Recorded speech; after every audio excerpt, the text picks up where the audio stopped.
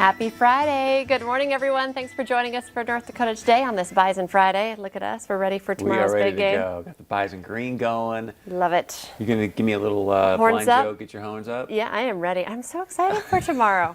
It's going to be good stuff. Okay, but leading into the show, during the break, I was asking everyone if they got to see the harvest moon last night. It was just gorgeous, and I have no pictures to show you because I wanted to take a picture on my phone, but then I thought, every time I do, it's like, it's no good. It doesn't come out. It doesn't come out. It was just huge why don't you and describe beautiful. it? Yeah. It was, so we were driving over to my Cheers brick house, and I was like, oh my goodness. I was like, just stopped in my tracks. It was low. It was bright. It was like glorious. Wow. So somebody, if you, please post it to our North Dakota Today Facebook page where we can show it again. Because sometimes I know our director in my ear said, you really need a good lens. Yeah. But we have those viewers who are like, should be professional photographers. So maybe someone will post it. It was just amazing. Do you remember the movie Bruce Almighty with Jim Carrey? Yes. Was it bigger than that? Yeah. Someone pulled the moon in closer.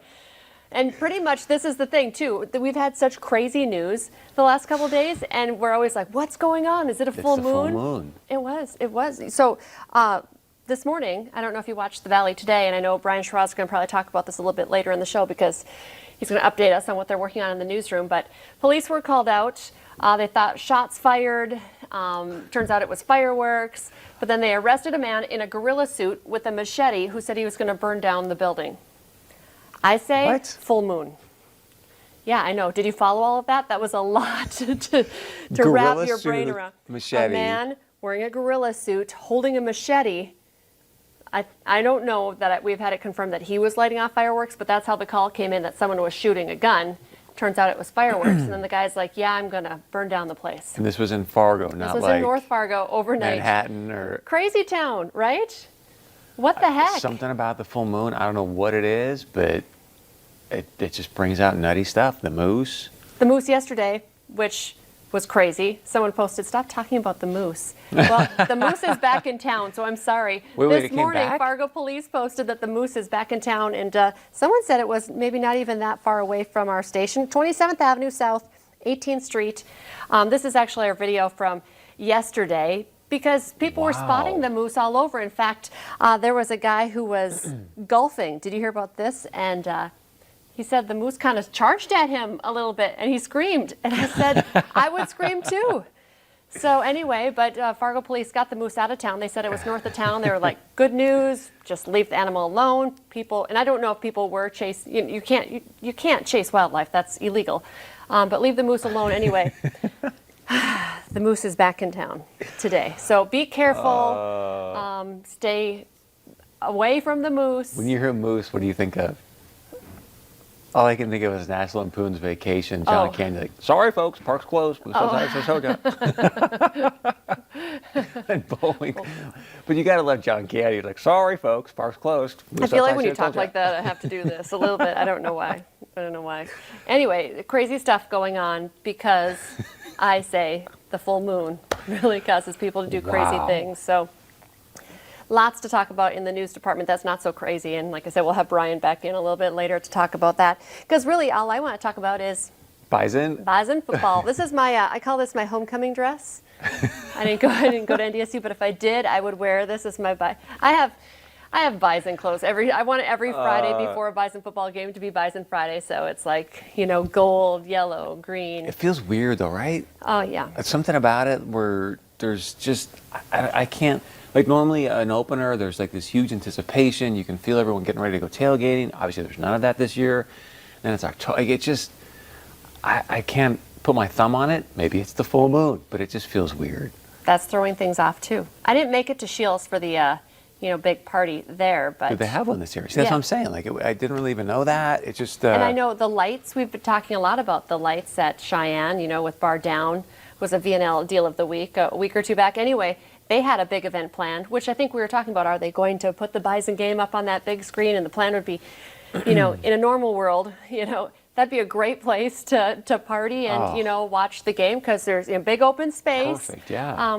But they've canceled it, which because of COVID. And I think they were still hoping to maybe, I'm not saying I talked to them directly, but I think once the Fargo Dome said, yeah, we're not going to let people in, then the lights decided maybe we shouldn't do our tailgate party either. So I think you're still going to see a lot of people out, though, you know, house parties and bars and restaurants. I would think so, you know, and Maybe just not the big ones. right. But then come, you know, 2 weeks from now, what does that mean, you know, for the numbers? I mean, Governor Burgum had a presser yesterday, and you can tell he's concerned about kind of the direction things have been going the past 7 to 14 days. And the big so, news overnight that, you know, President Donald Trump and the First Lady are COVID-19 positive.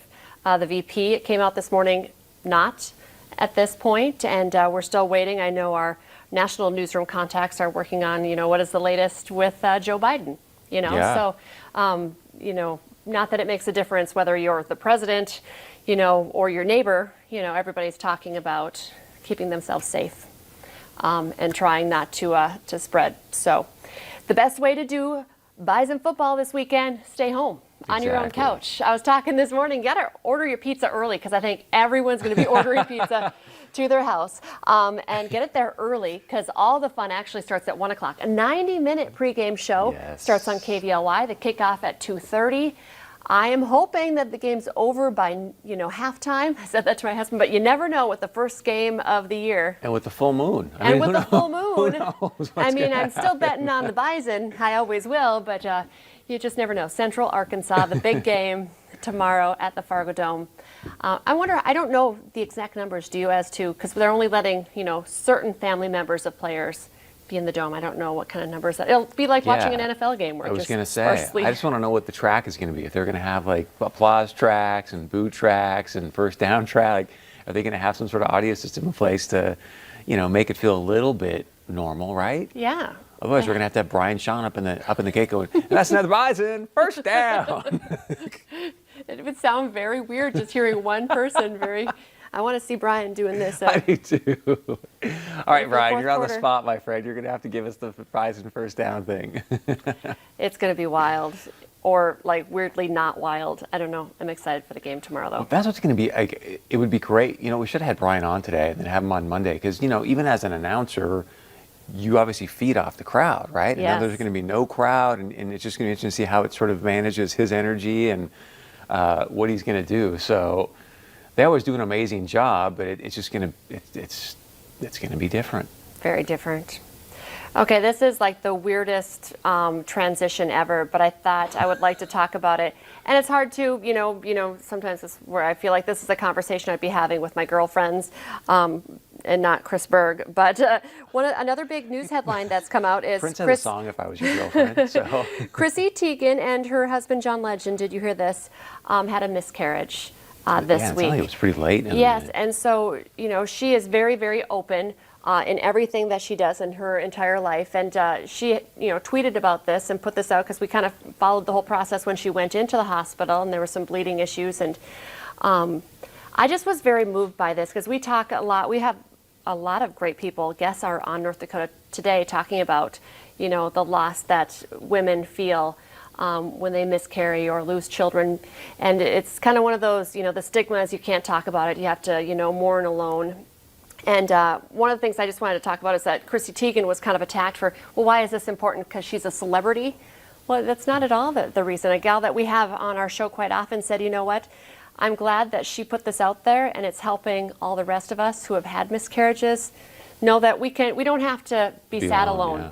You know, so Chrissy putting it out there, starting the conversation, and I feel like all of us are touched by someone who has had a miscarriage. Oh my God, it's way more prevalent. Way than more people. prevalent than you would imagine. I mean, some of the numbers: 2.6 million babies are stillborn. 10 to 25% of known pregnancies end in miscarriage.